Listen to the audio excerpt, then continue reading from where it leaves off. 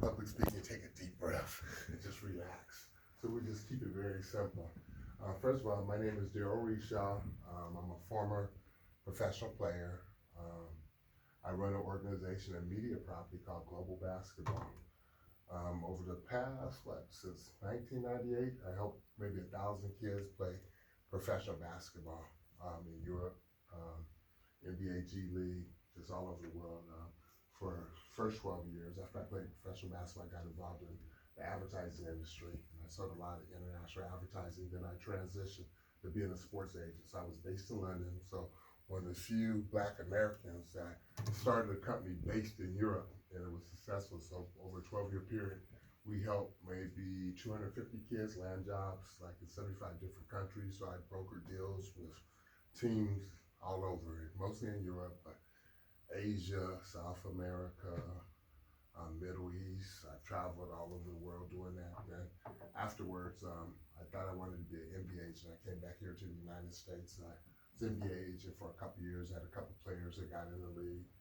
Those players, the big agencies pounced on them. So I used to work for a media property, and that's when I met Tony, called Eurobasket.com. It's like the leading providers of basketball information. If you go to Eurobasket, you find any information. So we created a thing called the Eurobasket Summer League in the summer of 2008. Tony worked with me. We went around Vegas, Utah, Atlanta, just all over. Worked for the media property. Pardon me? Good. Yeah, all over the place, and we helped a lot of guys, former NBA players. We created basically it's like a simulation of the NBA Summer League. It was big time, and we ran that for about 4 years till the media property showed the event, and I transitioned to global basketball. And we kind of got into just mentoring kids like yourself, mostly kids trying to get pro basketball contracts. We ended up having a lot of overseas prep seminars. Former NBA players would participate. Dr. Mark Robinson would participate. Just ex-pros, guys who either played in the league. People like Jay Humphries, Darryl Armstrong.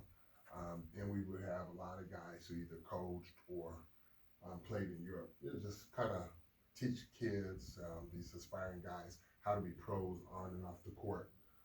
Through that period, when I was based in London, I probably helped another 50 to 60 kids land basketball scholarships because it's all about contacts. Besides that, I kind of transitioned on the media side. So I probably, have media credentials, the NBA All-Star games. I've been in the locker room with all the NBA All-Stars, LeBron James, Kobe, you name it.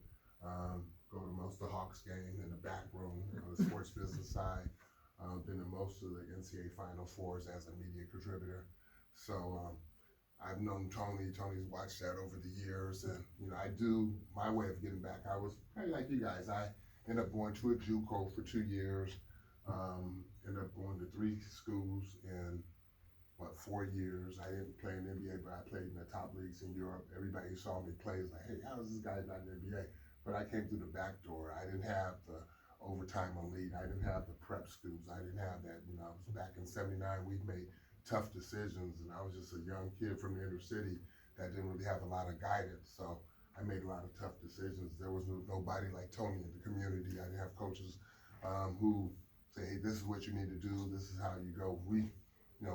We made grown folks decisions at 18, 17 years old that impacted their lives. So a lot of my friends that played in the league, I was 10 times better than them. So that was always my regret. But my whole purpose, helping the kids is just, there's a lot of kids who have a lot of talent. Sometimes they have to make decisions to get to the next level. And, not only you have to have talent, you have to know the game, but you got to make great decisions. So you got to get everything right. You got to have a good resume. You got to have good film. You got to make great decisions. You got to go to the right programs. When you go to college, you got to go to the right college.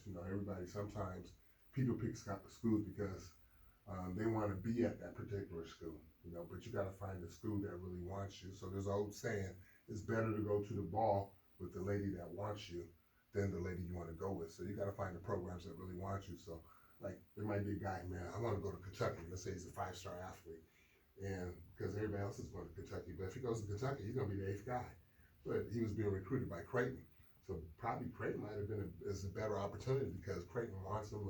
Creighton's going to play 30 minutes a game. So as you guys transition, into basketball, you really got to find the programs that really want you. And it has to be stylistically correct, meaning that you got to find programs. If you're a run and gun guy, if you're a defense oriented guy, if you're a fast guy who shoots a lot, or if it's a program you're inside player and you like getting touches, you got to find the system that fits your game. So not every system is for every player, not every player is for every system.